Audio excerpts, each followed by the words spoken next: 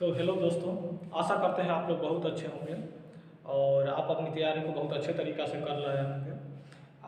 आज का जो एपिसोड है मेरा, जो मैराथन कोर्स चल रहा है, वह है मौर्य वंश। पिछला हमने देखा कि मगध वंश में किस तरह से उत्कर्ष हुआ है, वहाँ का जो अंतिम शासक शिशुनाग वंश का जो घनानंद रहता है, उसकी हत्या कैसे कर दी जाती है चंद्रगुप्त मौर्य के अपमान करने के बाद, और उसके बाद क्या होता है कि मौर्य वंश की उत्पत्ति होती है। तो मौर्य वंश का जो उत्पत्ति होती है उसमें सबसे जो मौर्य वंश का जो साक्ष्य जो होता है वह किस किस अभिलेख से मिलता है, कैसे पता लगता है कि यह मौर्य वंश है। तो इसका जो कुछ साक्ष्य है वो पुराना जो अर्थशास्त्र है, इंडिका है, जो पुस्तकें हमारे पास उपलब्ध है, वो साहित्य ज्ञान भी है। कुछ पुरातात्विक विभाग से भी इसकी जानकारी, मौर्य वंश की जानकारी मिलती है। तो चलिए आइए देखते हैं इसके बारे में। देखिए, मौर्य वंश की जानकारी का स्रोत साहित्यिक, पुरातात्विक, साहित्यिक के बारे में देखते हैं। अर्थशास्त्र जो चंद्रगुप्त मौर्य ने लिखा है, जिसमें प्रशासनिक व्यवस्था की जानकारी दी गई है, तो अर्थशास्त्र में इसकी जानकारी है। दूसरा जो है वह इंडिका, जो मेगास्थनी द्वारा लिखा गया। तीसरा, पुराणों से इसकी जानकारी मिलती है। चौथा, मुद्रा राक्षस। मुद्रा राक्षस वही बुक है जिसको विशाखा दत्त ने लिखा था, मुद्रा राक्षस को, और इससे भी मौर्य वंश की के बारे में विस्तृत रूप से जानकारी मिलती है। और बौद्ध जैन ग्रंथ जो दीपवंश महावंश है, उससे बौद्ध जैन ग्रंथ जो है, उससे भी इसकी जानकारी अपने लोगों को प्राप्त होता है। अब आते हैं पुरातात्विक विभाग। पुरातात्विक में अशोक के अभिलेख, अशोक के तरह तरह के अभिलेख मिले हैं, जिससे ये पता चलता है कि मौर्य वंश था। भवन, स्तूप, गुफा, मृत भांड आदि, फिर जूनागढ़ अभिलेख से भी इसकी जानकारी मिलती है। तो इस तरीका से हम लोग देखें पुरातात्विक और साहित्यिक। अब देखिए इसकी स्थापना। नंद वंश के अंतिम शासक घनानंद को पराजित कर चंद्रगुप्त मौर्य ने मौर्य वंश की स्थापना की।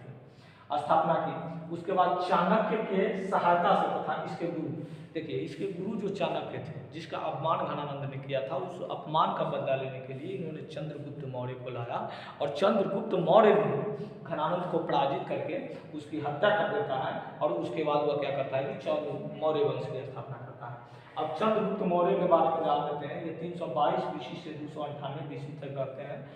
बौद्ध जैन ग्रंथ में चंद्रगुप्त को क्षत्रिय, इस चीज को याद रखिएगा, बौद्ध तथा जैन में चंद्रगुप्त को क्षत्रिय तथा मुद्रा राक्षस और पुराण में उसको शूद्र बताया गया है। तो इस चीज को याद रखिए जाए। मुद्रा दत्त वही जो विशाखा दत्त ने लिखा था, उसे शूद्र कहा गया है। जस्टिस एस्टूपो, जिसको सेंडोकोटस, प्लूटार्क, एपियन, एंड्रोकोटस, देखिए इसको जस्टिस और एस्टूपो ने सेंड्रोकोटस कहा है, सेंड्रोकोटस ने कहा, और प्लूटार्क और एपियन ने एंडोकोटस कहा है। तो इस बात से कभी कभी क्वेश्चन पूछ बन जाता है। सेंडोकोटस किसने कहा है? जस्टिस और एस्टूपो ने इसको सेंडोकोटस, और प्लूटार्क और एपियन, जो ये जो उस समय का जो लेखक थे, वह क्या किया है कि उसने इनको नाम दिया है इस तरीका से। उस समय जो जस्टिस, एस्टूपो, प्लूटार्क और एपियन, जो उस समय का जो लेखक थे, उस समय का जो खोजकर्ता, खोजविद थे, जो इसके बारे में इन्होंने जानकारी दिया है। इसकी पहचान विलियम जोन्स ने की थी। विलियम जोन्स ने इसकी स्थापना की थी, जो एक पुरातात्विक विभाग की जो स्रोत है, उसने क्या किया था कि सेंडोकोटस और एंड्रोकोटस जो नाम जो ये लोग जो दिए थे, जस्टिस, एस्टूपो और प्लूटार्क और एपियन ने, तो इसको सेंडोकोटस, इसको किसने माने कि क्या कहा था, किसने कहा था? तो इसको कहा तो था इसने, लेकिन इसकी जानकारी नहीं मिली थी कि किसको कहा था। तो कहने वाले चंद्रगुप्त मौर्य को ही जस्टिस और एस्टूपो ने सेंडोकोटस, प्लूटार्क, एपियन ने एंडोकोटस, और इसकी पहचान विलियम जोन्स ने की थी। अब आते हैं सेल्यूकस से युग। आप लोग जानते हैं कि सिकंदर जब आया है भारत में, तो वह क्या किया कि जगह जगह पर क्या किया कि कुछ जगह पे कब्जा किए और लूटमार करके वह क्या किया कि अपनी उत्तराधिकारी को क्या किया कि जगह पे बैठा दिया। और उसी उत्तराधिकारी में एक सेल्यूकस निकेटर, इसका नाम रहता है सेल्यूकस निकेटर इसका नाम रहता है। यह क्या करता है कि यह राज करते रहता है एक प्रांत में। तो ये राज जो करते रहता है 305 ईस्वी में, और तो क्या करता है कि वहाँ पे चंद्रगुप्त मौर्य का आक्रमण करता है। और चंद्रगुप्त मौर्य के आक्रमण करने के बाद इसके बीच में जो संधि होती है, तो संधि क्या होता है, तो मेगास्थनीज संधि जो होता है वह क्या होता है कि आपको 500 हाथी चंद्रगुप्त मौर्य क्या करते हैं कि सेल्यूकस निकेटर को देते हैं। और बदले में सेल्यूकस निकेटर काबुल, कंधार, हेरात, मकरान, ये जो 4 जो स्टेट है, काबुल, कंधार, मकरान और हेरात, ये 4 क्षेत्र सेल्यूकस निकेटर क्या करता है कि चंद्रगुप्त मौर्य के देते हैं। और उसके बाद क्या करते हैं कि अब अपनी पुत्री से सेल्यूकस निकेटर अपनी पुत्री जो रहती है उसकी हेलेना, उससे वैवाहिक संबंध भी स्थापित करते हैं। तो इस तरह से हम लोग देखते हैं कि चंद्रगुप्त मौर्य की राज्य का विस्तार होता है। जस्टिन प्लूटार्क के अनुसार 6 लाख सेनाओं के साथ पूरे भारत को रौंद डाला था। उस समय यह इतना बड़ा शक्तिशाली हो गया था कि इसके पास 6 लाख सेना थी, और 6 लाख सेना से लेकर के इसने पूरे इंडिया को रौंद डाला था। जस्टिन ने सिकंदर चंद्रगुप्त मौर्य का भेद वर्णन किया है। भेंट जस्टिस ने सिकंदर और चंद्रगुप्त मौर्य का भेंट वर्णन किया था। जब उस समय घनानंद का जब सत्ता थी, तो उस समय चंद्रगुप्त मौर्य ने सिकंदर से मदद मांगने की कोशिश की थी। इसी का वर्णन जो है वह जस्टिन ने किया है। उसके बाद देखते हैं 298 ईस्वी में श्रवण बेलागुला में संलेखन और संथाप पद्धति द्वारा मृत्यु हो जाती है। यह क्या करते हैं कि जब इनकी आयु जब हो जाती है, तो यह क्या करते हैं कि सत्ता जो होते हैं अपने पुत्र बिंदुसार के सौंप करके या भद्रबाहु के साथ है क्या करते हैं कि श्रवण बेलागुला चले जाते हैं। और श्रवण बेलागुला में जो संलेखन और संथाप जो विधि होती है, जैन विधि, आप लोग जानते हैं कि ये जैन धर्म से जुड़े हुए थे। और यह क्या करते हैं कि संलेखन और संथाप पद्धति से ये अपने जीवन का त्याग कर देते हैं। उसके बाद हम लोग देखते हैं कि बिंदुसार आते हैं 298 से 273 बीसी में आजीवक के रूप में। या अमित्र घात यानी कि शत्रु विनाशक इनका नाम दिया जाता है। ये जैन ग्रंथ जो है उसमें सिंह सेन कहा गया है। जैन ग्रंथ में इनको सिंह सेन कहा गया है।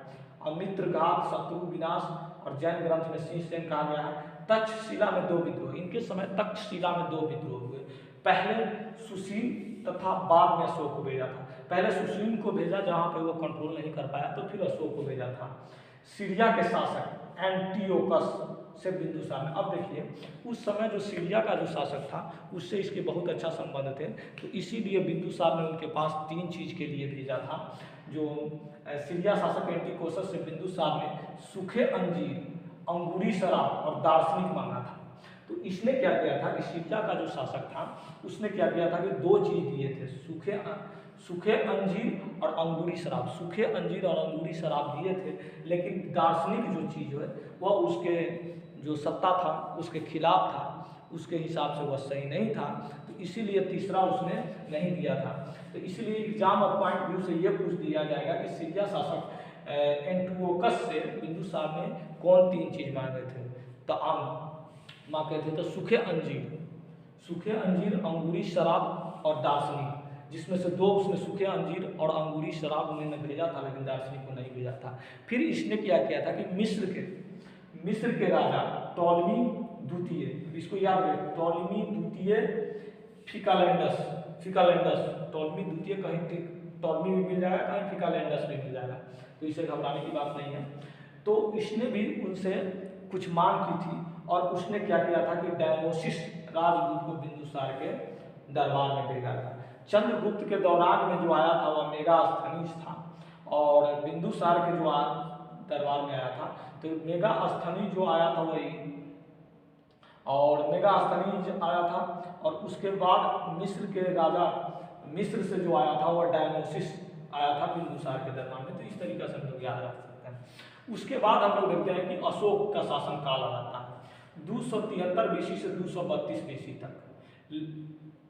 लेकिन आप लोग देखते हैं कि 273 बीसी से 232 बीसी तक, लेकिन 269 बीसी में यह राजा बना, पहले अवंती का यह राजपाल था। तो ये 4-5 साल की गैप हो जाती है इसके बीच में। इसका कारण रहता है कि बिंदुसार के यह क्या करता है कि इसके भाइयों के बीच में बहुत सारा ज़्यादा लड़ाई होती है, और जिस लड़ाई को क्या करता है कि यह लड़ करके फिर यह सत्ता में आता है। कहा जाता है कि अशोक ने अपने 99 भाइयों की हत्या कर दी थी, जो बिंदुसार के पुत्र थे। 99 भाइयों की हत्या करके वह राजगद्दी पर बैठा था। 261 ईस्वी में अशोक का नाम मास्की गुर्जरा अभिलेख से मिलता है। अशोक का जो नाम होता है वह मास्की और गुर्जरा, जो हम लोग जानते हैं अशोक का बहुत सारा नाम, अशोक, अशोकवर्धन, ये सब जो नाम है उसमें अशोक जो नाम है वह मास्की और गुर्जरा अभिलेख से मिलता है।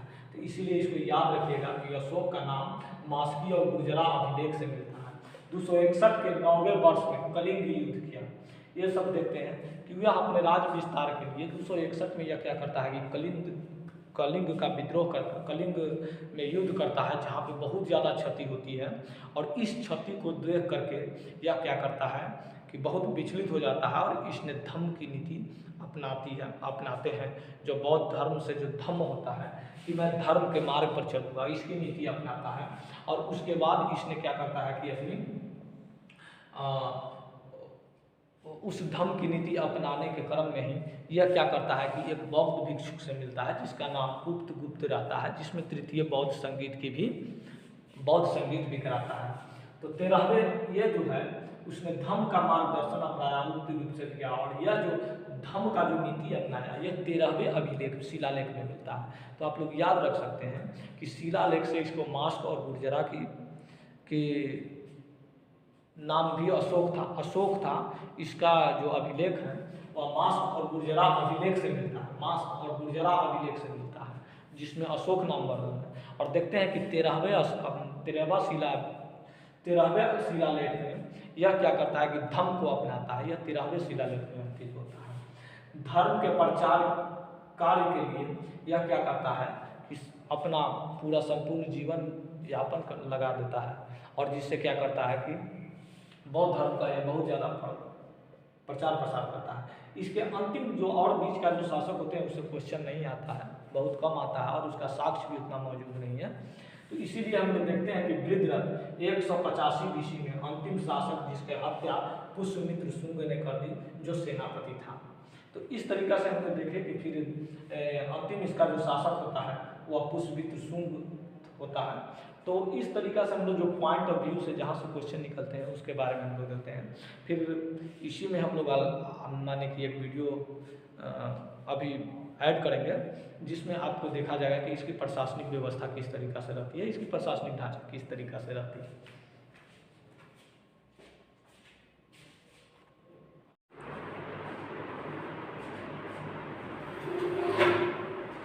तो हम लोग देखते हैं मौर्य वंश का प्रशासनिक व्यवस्था क्या था। यह इम्पोर्टेंट पॉइंट ऑफ व्यू है क्योंकि इससे बार बार क्वेश्चन आते रहता है। तो हम लोग देखते हैं मौर्य वंश का प्रशासन।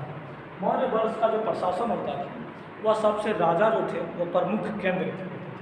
राजा प्रमुख केंद्र होते थे, और वह सबसे जैसे आज के प्रशासनिक व्यवस्था में प्रधानमंत्री सबसे हेड होता है, उसी तरह से उस समय भी राजा जो होते थे वह सबसे प्रमुख होते थे।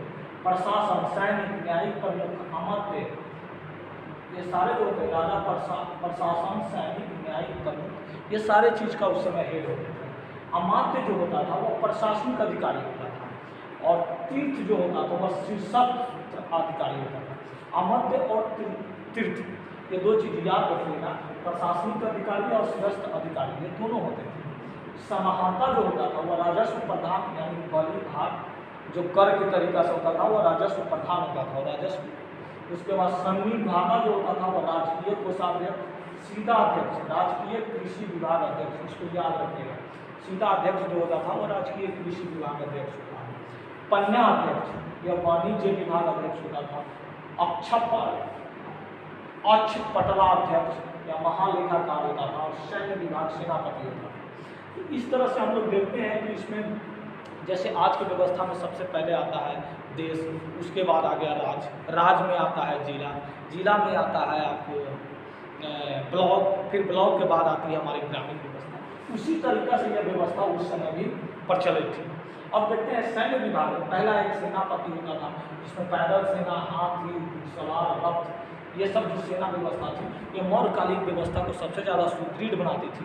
और यही कारण था कि 6 लाख सैनिकों को लेकर मौर्य ने पूरे हिंदुस्तान को नौबत दिया था।